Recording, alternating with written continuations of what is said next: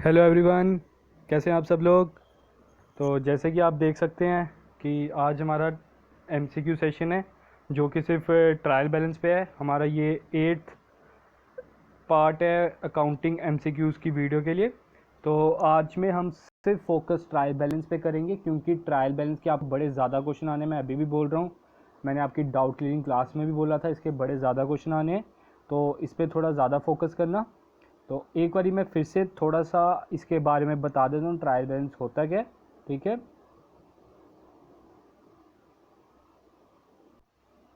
जैसे कि हमने पहले भी बता चुके हैं, trial balance is not an account. पहला एमसीक्यू यही बनता है कि जो ट्रायल बैलेंस है वो कोई अकाउंट नहीं है, it is A statement. It is not mandatory, ये बनाना इतना मैंडेटरी नहीं है, ऑप्शनल है ये चीज़ भी नोट डाउन कर लो। ट्रायल बैलेंस ऑप्शनल है। और दूसरा ये स्टेटमेंट है। और ये क्या है, एक लिस्ट ऑफ अकाउंट्स है, ये नोट डाउन कर लें। It is a list of accounts to check arithmetic accuracy of ledgers, to check arithmetic accuracy of ledgers. ठीक है, ये नोट डाउन कर लें। फिर उसके बाद आता है कि ट्रायल बैलेंस में किस किस का बैलेंस डेबिट होता है और किस किस का बैलेंस क्रेडिट होता है।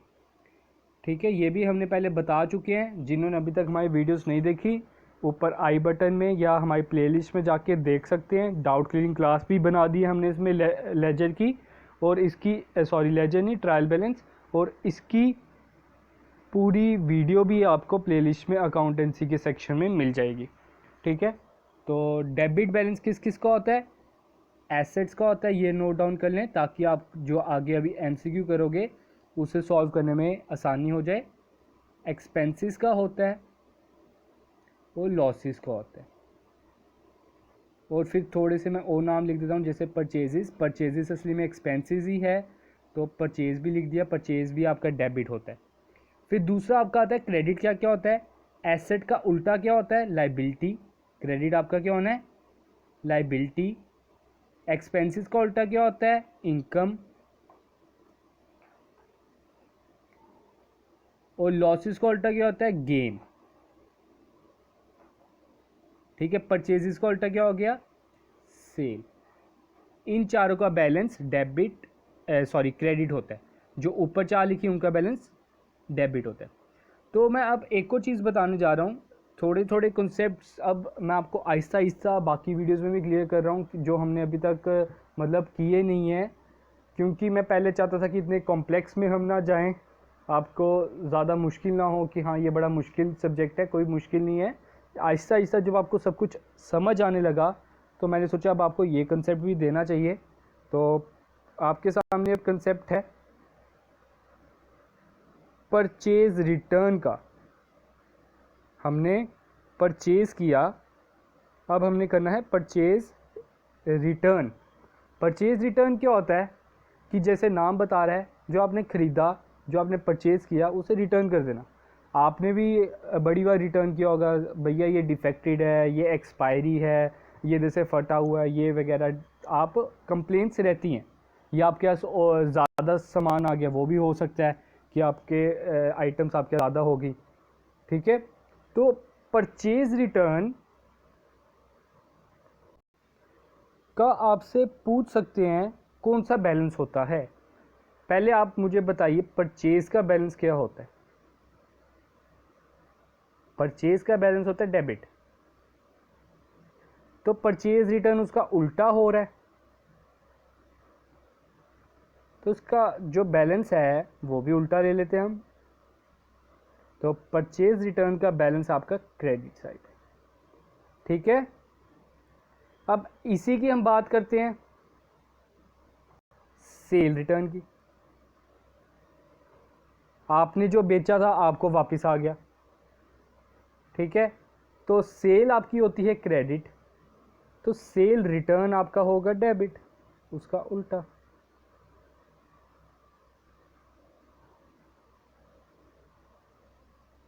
ठीक है, अब मैं हमने ये कर लिया परचेज रिटर्न और सेल रिटर्न। अब इनके ना दो नाम हैं, दोनों के एक एक और नाम है, जिसे परचेज रिटर्न है। परचेज रिटर्न का क्या मतलब हुआ, आपने परचेज किया था और वापस कर दिया, आपकी दुकान से वो चला गया। आउट हुआ कि इन हुआ, आउट हुआ। आपने जब रिटर्न कर दिया अपनी जो चीज़ आपने खरीदी थी, डिफेक्टेड हो गया, बड़े रीजंस हो सकते हैं आपने रिटर्न करने के, तो उसमें आपकी दुकान से वो जो सामान था आउट हो गया ना, बाहर चले गया, तो इसका जो दूसरा नाम है वो है रिटर्न आउटवर्ड।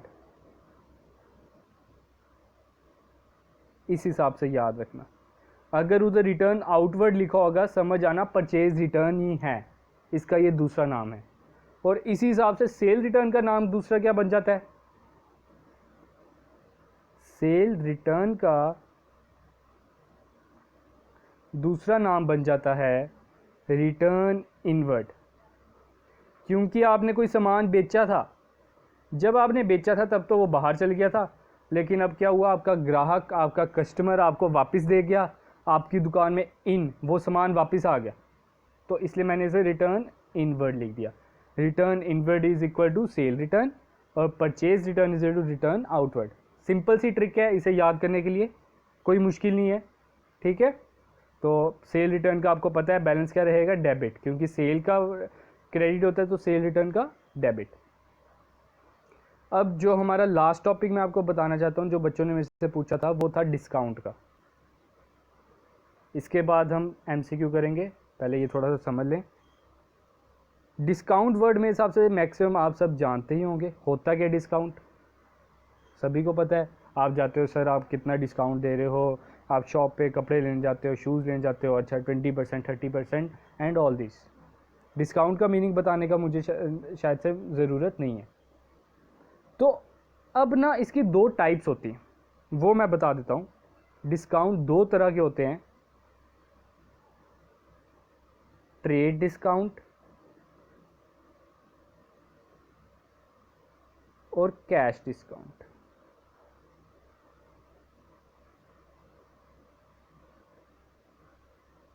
ठीक है, ये दो तरह के डिस्काउंट है। How many types of discount, 2, trade discount, cash discount. अब जो मैं एग्जांपल दे रहा हूँ ना, ये ध्यान से याद रखना, मैं इसकी डेफिनेशन नहीं बोल रहा, बाकी सब आपको डेफिनेशंस कराएंगे। तो मैं जो एग्जांपल दे रहा हूँ आपको उसी से समझ आ जाएगा ट्रेड डिस्काउंट है क्या, तो कैश डिस्काउंट है क्या।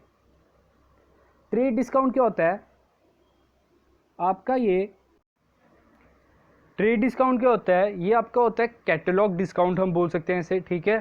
तो इसमें क्या होता है, जो सेलर है, सेलर वर्ड समझते हो आप, जो बेच रहा है,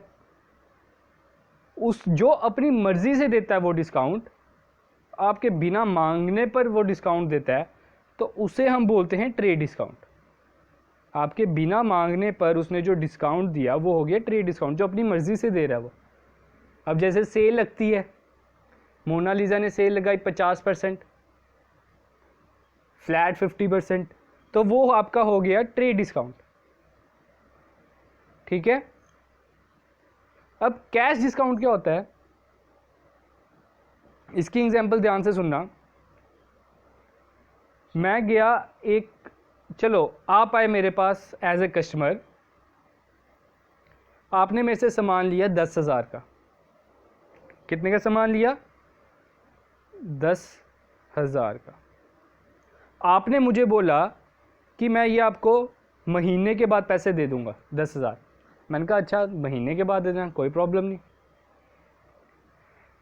आपने फिर मुझे बोला कि अगर मैं आपको ऑन स्पॉट पैसे दे दूं तो ठीक है। मैंने कहा ठीक है, आप अभी भी दे सकते हो, बाद में भी दे सकते हो। लेकिन आपने बोला मैं अगर अभी दूंगा मुझे थोड़ा सा डिस्काउंट दो। आपने बोला कि मैं आपको ना 9800 देता हूँ अगर अभी आपको पैसे चाहिए, अगर आपको अभी पैसे चाहिए, ऑन स्पॉट पैसे चाहिए। मैंने सोचा, फिर मैंने कहा हाँ ले लेता हूँ मैं। महीने के बाद 10,000 लेने और अभी 9800 लेने, महीने के बाद पता नहीं आपकी फाइनेंशियल स्टेटमेंट कैसी होगी। इससे अच्छा जो पैसा आ रहा है वो मैं पहले रख लेता हूँ। तो मैं भी खुश हो गया, आप भी खुश हो गए। आप भी खुश हो गए कि आपको 200 रुपये डिस्काउंट मिला, मैं भी खुश हो गया कि मुझे ऑन स्पॉट पैसे मिल गए, ऐसे मुझे महीने के बाद पैसे मिलने थे। तो इस डिस्काउंट को हम बोलते हैं कैश डिस्काउंट। जो आप ऑन स्पॉट कैश देने के लिए जो आप डिस्काउंट मांगते हो वो आपका हो गया कैश डिस्काउंट। अब आप क्या करते हो, जब आप गाड़ियाँ लेने जाते हो, मतलब जो ज़्यादा एक्सपेंसिव आइटम्स होती हैं उसमें आपका कैश डिस्काउंट बड़ा चलता है कि हाँ मैं आपको बिना चेक के, मतलब कैश में पेमेंट करूँगा तो मुझे क्या डिस्काउंट मिलेगा। आप वॉशिंग मशीन लेने जाते हो तो जो इलेक्ट्रॉनिक वाले होते हैं, इलेक्ट्रॉनिक डीलर्स होते हैं, वो क्या कहते हैं, अगर आप हमें कैश पेमेंट करोगे तो आपको इतना डिस्काउंट मिल जाएगा, अगर आप हमें चेक से पेमेंट करोगे आपको पूरे के पूरे पैसे देने पड़ेंगे। तो वो जो डिस्काउंट है वो आपका है कैश डिस्काउंट। होप कि कैश डिस्काउंट और ट्रेड डिस्काउंट आपको समझ आ गया होगा। तो अब हम बात करते हैं ट्रेड डिस्काउंट और कैश डिस्काउंट में एक और डिफरेंस। जो ट्रेड डिस्काउंट है इसे आप अकाउंट्स में रिकॉर्ड नहीं करते हो, इसकी कोई वैल्यू नहीं है अकाउंट्स में, ये पॉइंट ध्यान रखना। आपको क्वेश्चन बोला do journal entry for goods purchase ₹200 and discount received 100, ठीक है, गुड्स परचेज ₹200 डिस्काउंट रिसीव्ड 100। और ट्रेड डिस्काउंट उन्होंने बोला, आपने सिंपल लिख देना है जो आपका कैश गया, कैश जितना भी गया होगा आपने उसमें उतनी अमाउंट डालनी है। कैश परचेज टू कैश इसकी एंट्री हो जाएगी, इसमें आपने डिस्काउंट नहीं डालना। लेकिन अगर कैश डिस्काउंट की बात होगी तो वो आपने अकाउंट्स में डालना होता है, ठीक है। ट्रेड डिस्काउंट की अकाउंट्स में कोई वैल्यू नहीं है, कैश डिस्काउंट आपका अकाउंट्स में आता है। अब थोड़े एक जनरल एंट्री कर लेते हैं, उसके बाद एमसीक्यू, ठीक है। मैंने बोला गुड्स सोल्ड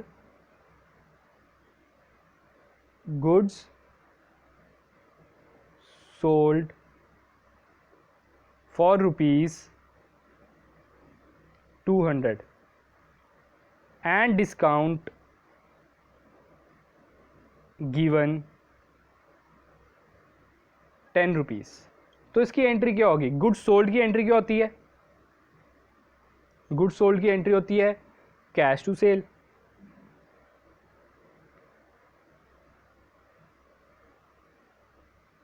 आपने सामान तो 200 का बेचा,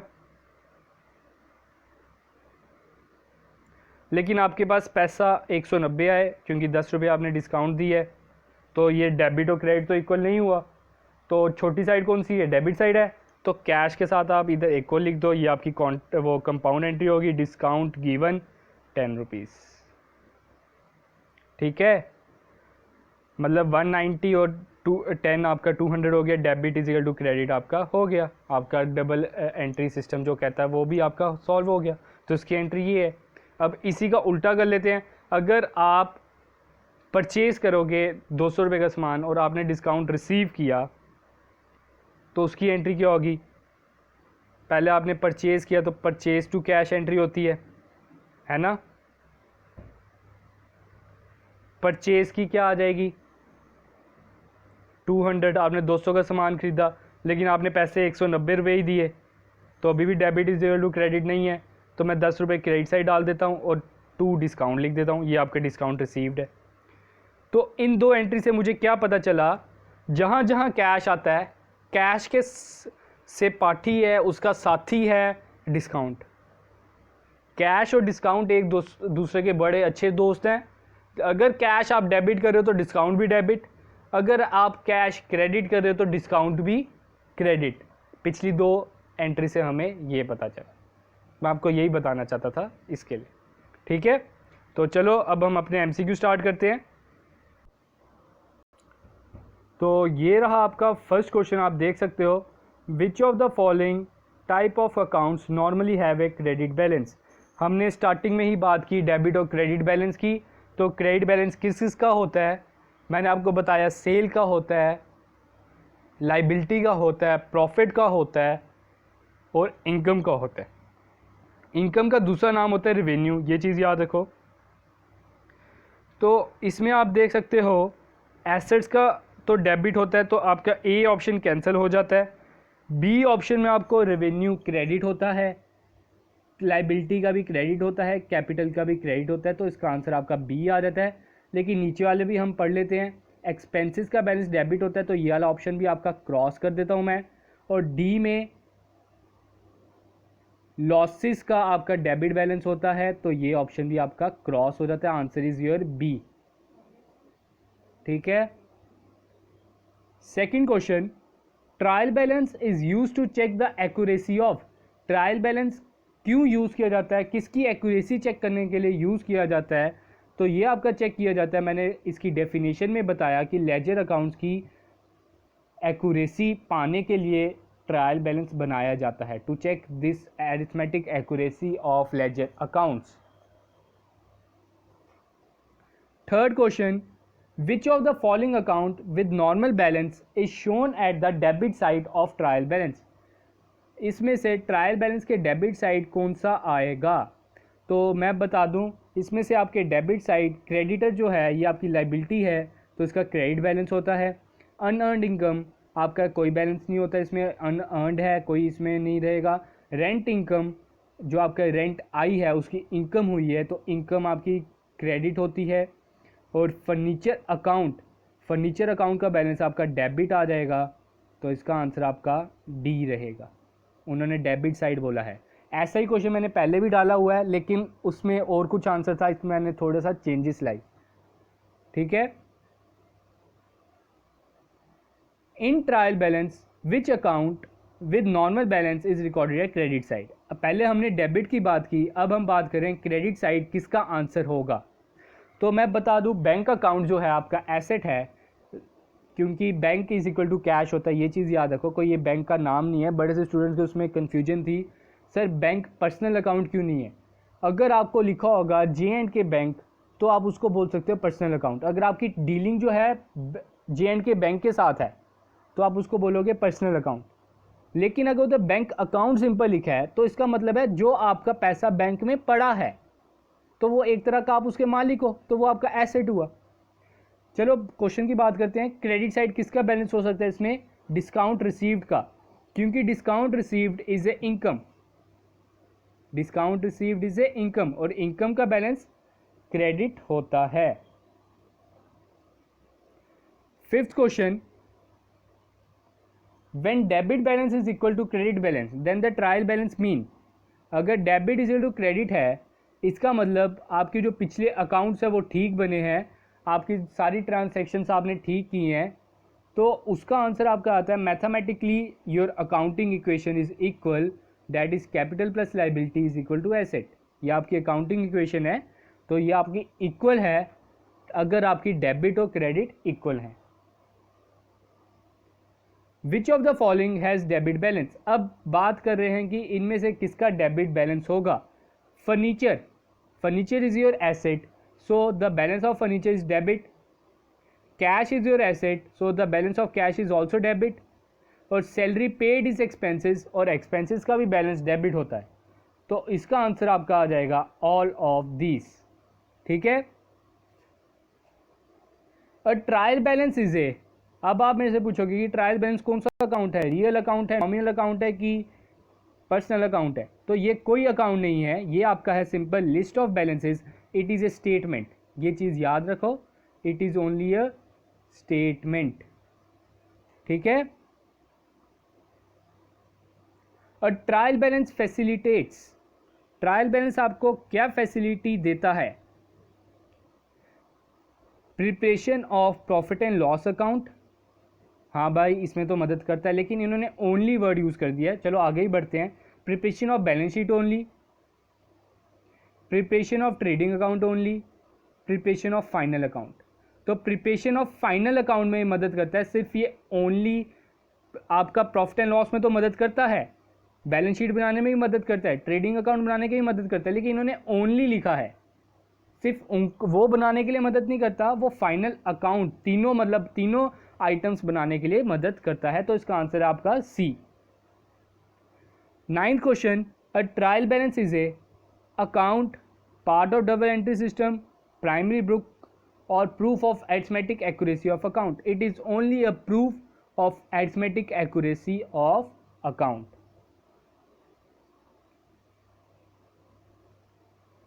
Next question, what is the balance of drawing account? Drawing account का बैलेंस क्या होगा? ड्राइंग अकाउंट का आपका बैलेंस है, जैसे मैं स्टार्टिंग में बताया, उसका बैलेंस है आपका डेबिट.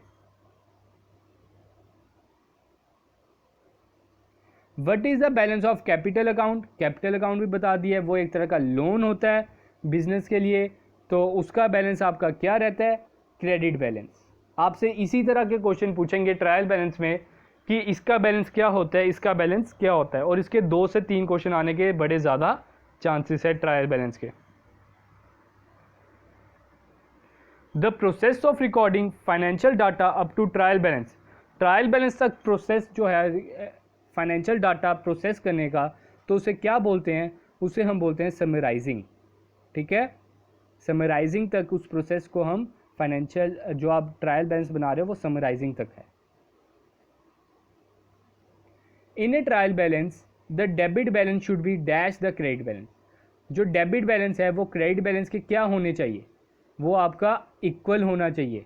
अगर तो इक्वल नहीं है, आपने पीछे कोई गड़बड़ कर दी है, कोई गलती कर दी है, तो अपना पीछे अकाउंट्स चेक करो, अपने लेजर अकाउंट चेक करो कि आपने कहाँ कोई एंट्री की गलत अमाउंट भर दी है. In a trial balance income received in advance has dash balance. Income received in advance. Income received in advance क्या होता है? पहले ये समझो, जो आपने इनकम एडवांस में रिसीव कर लिया है, एसेट है कि लाइबिलिटी है? ये आपके लिए लाइबिलिटी है, क्योंकि आपने उसको सर्विस प्रोवाइड करनी है. आपने उससे पैसे पहले के ले लिए हैं, एडवांस में पैसे ले लिए हैं. अब आपको टेंशन रहेगी कि उसको आपने सर्विस प्रोवाइड करनी है, तो लाइबिलिटी का बैलेंस आपका होता है credit. 15th question, accrued income has dash balance. Accrued income मतलब आउटस्टैंडिंग इनकम भी बोल सकता हूँ मैं इसे. आउटस्टैंडिंग इनकम कौन सी होती है? जो आपको इनकम बन गई है लेकिन अभी तक आपको मिली नहीं है, तो एक तरह के लिए वो आपके लिए एसेट है. आपकी इनकम बन गई है लेकिन मिली नहीं है, तो एसेट का बैलेंस आपका डेबिट होता है. विच of the following is not an account? Starting में बता चुका हूँ, इसका आंसर ट्रायल बैलेंस है, ये अकाउंट नहीं है. हम लिखते हैं प्रॉफिट एंड लॉस अकाउंट ज़रूर लिखते हैं, सेल्स अकाउंट भी लिखते हैं, ट्रेडिंग अकाउंट भी लिखते हैं, लेकिन हम कभी ट्रायल बैलेंस अकाउंट नहीं लिखते. It is only A statement. Which of the following represents correct sequence of accounting cycle? हमने अकाउंटिंग साइकिल किया था. अकाउंटिंग साइकिल में क्या बोलते हैं? पहले ट्रांसैक्शन को एनालाइज करो, उसके बाद जर्नल एंट्री करो, उसके बाद लेजर बनाओ, और उसके बाद उसकी ट्रायल बैलेंस कर दो. तो इसका आंसर बी आ जाएगा. 2 methods of preparing a trial balance. ये चीज़ भी मैं आपको समझानी थी वीडियो से पहले, तो भूल गया, तो इधर समझ लीजिए. इसके 2 मेथड हैं, टोटल मेथड और बैलेंस मेथड. ऐसे असली में कई बुक्स में इसके 3 मेथड भी बताए हैं, लेकिन अगर आपसे पेपर में पूछे जाए कितने मेथड्स हैं, तो आपने 2 ही लिखने हैं, that is total method and balance method. Third method जो है, मैं आपकी नॉलेज के लिए बता देता हूँ, कंपाउंड मेथड बोलते हैं. वो इन दोनों का मिक्सचर है. ठीक है, तो इन 3 मेथड्स को आपको पढ़ने की ज़रूरत नहीं है, आपको बस इनके नाम पता होने चाहिए कि कौन से 2 मेथड्स हैं, क्योंकि उधर आपका प्रैक्टिकल बेस्ड पेपर नहीं है कि आपको बोलेंगे कि टोटल मेथड से आंसर निकालो या बैलेंस मेथड से आंसर निकालो. बस आपको इसकी टाइप्स पता होनी चाहिए. 19 बड़ा इंटरेस्टिंग क्वेश्चन है, ध्यान से पढ़ना और इसका ध्यान से आंसर देना, सोच समझ कर देना. क्या लिखा है? विच of the following error in the journal entry will not be detected by trial balance. मतलब इनमें से कौन सी एंट्री है जिसका एरर, जर्नल एंट्री में कोई एरर हुआ है, कोई गलती हो गई है, will not be detected by trial balance. तो मैं बता दूं, अगर आप कभी कोई गलती से गलत एंट्री कर देते हो, समझ लो आपने एंट्री करनी थी cash to sale, cash to Ram कर लेते हैं, सॉरी, ठीक है, कैश टू राम आपने कर दिया, आपने इधर अमाउंट डाल दी 100, इधर भी अमाउंट डाल दी 100। अगर मैं गलती से इसकी एंट्री कर देता हूं राम टू कैश, इधर भी 100 और इधर भी 100, मतलब मैंने उल्टी एंट्री कर दी, तो ये जो मिस्टेक है, ये मिस्टेक ट्रायल बैलेंस नहीं ढूंढ पाएगा। जितनी देर आप प्रॉपर नहीं देख पाओगे, आपकी उल्टा ट्रायल बैलेंस करेक्ट आ जाएगी, चाहे आप जो मर्जी कर लो, आपकी ट्रायल बैलेंस इक्वल आ जाएगी, क्योंकि इसमें आपकी जो अमाउंट है, डेबिट इज टू क्रेडिट तो हो ही रहा है हर, वो सिर्फ तब फाइंड आउट करता है जब आपका डेबिट इज टू क्रेडिट नहीं होगा। ठीक है, तो इसमें इन्होंने क्या बोला, ट्रायल बैलेंस कौन सी वैल्यू को डिटेक्ट नहीं कर पाएगा। उन्होंने बोला debit credit is over valued but credit part is correctly recorded. उन्होंने बोला कि जो डेबिट पार्ट है उसे आपने ओवर वैल्यूड कर दिया है, but credit part is correctly recorded. इसको तो ये डिटेक्ट कर लेगा क्योंकि आपकी अमाउंट गलत है। डेबिट साइड आपने 90 डाल दिया है और क्रेडिट साइड आपने 100 डाल दिया, समझ लो, तो इस मिस्टेक को वो ढूंढ लेगा क्योंकि आपकी डेबिट साइड 10 रुपये कम है। अगला बोल रहे हैं डेबिट को आपने करेक्ट रिकॉर्ड किया लेकिन क्रेडिट को ज़्यादा लिख दिया, ठीक है, उसमें ओवर वैल्यूड कर दिया, ऊपर भी सॉरी ओवर वैल्यूड है, आप ओवर वैल्यू डाल सकते हो, वो कोई इशू नहीं है। तो उन्होंने बोला डेबिट अगर आपका 100 है, क्रेडिट को ओवर वैल्यू कर दिया मतलब 110, तो ये भी मिस्टेक ढूंढ लेगा। थर्ड में बोला debit and credit are over valued by the same amount, मतलब डेबिट को भी ओवर वैल्यूड हो गया, क्रेडिट भी ओवर वैल्यूड हो गया, दोनों के अमाउंट ज़्यादा डाल दिए, 10-10 रुपये या 20-20 रुपये या तो 30-30 रुपये, तो वो मिस्टेक वो डिटेक्ट नहीं कर पाएगा। वो शो करेगा कि आपके अकाउंट्स ठीक बने लेकिन आपसे थोड़ी सी गलती हो चुकी है। ठीक है, 20th question, last question, which of the following will be placed in credit column. Credit column में इसमें से कौन सा आएगा, मैंने अभी समझाया, इसमें आपका आएगा परचेज रिटर्न, क्योंकि परचेज का डेबिट होता है तो परचेज रिटर्न का क्रेडिट हो जाएगा, उसका उल्टा। रेंट का डेबिट होता है, फर्नीचर का डेबिट होता है, तो इसका आंसर आपका डी है, परचेज रिटर्न। तो ये रही आपके लिए आंसर की, तो ये आपको मिल जाएगी इसकी पीडीएफ हमारे टेलीग्राम चैनल पर, तो उसे भी सब्सक्राइब कर लें और हमारे यूट्यूब चैनल को भी सब्सक्राइब कर लें। और मैं बता दूं कि आज हमारा क्विज़ कंपटीशन भी है, तो 12 बजे आपको क्विज़ कंपटीशन स्टार्ट हो जाएगा, तो उधर हमें जल्दी से जल्दी ज्वाइन कर लें आज ही, ताकि आप वो क्विज़ खेल सकें और 6 बजे आपको उसका रिज़ल्ट मिल जाएगा। Thank you, have a good day.